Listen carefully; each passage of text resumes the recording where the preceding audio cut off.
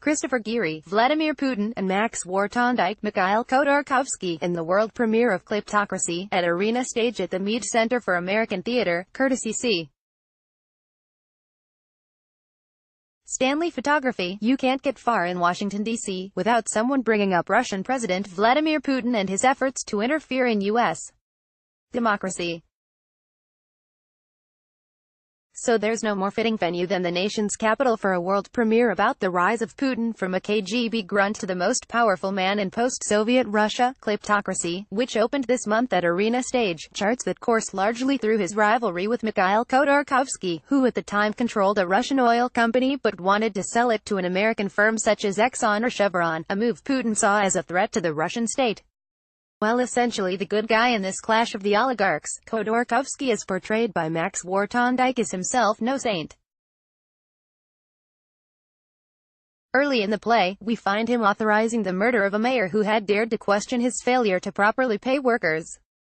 The deceased mayor, with blood in full view from a head wound, returns throughout the play, particularly when Khodorkovsky, by then jailed by Putin, is reading letters the mayor had sent to him when the oil company first came to his town.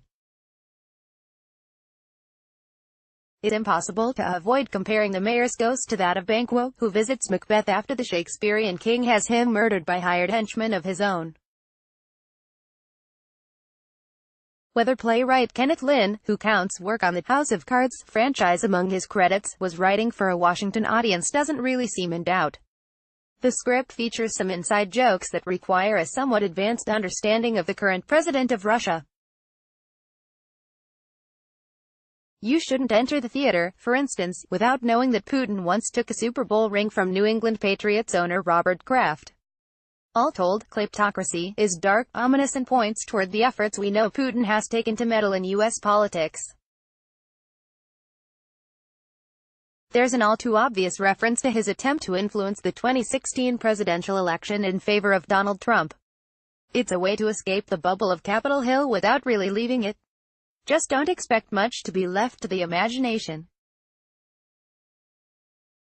Kleptocracy is scheduled to run through February 24, 2019, at Arena Stage at the Mead Center for American Theater. Watch 18 times Trump mentioned WikiLeaks, get breaking news alerts and more from Roll Call on your iPhone or your Android.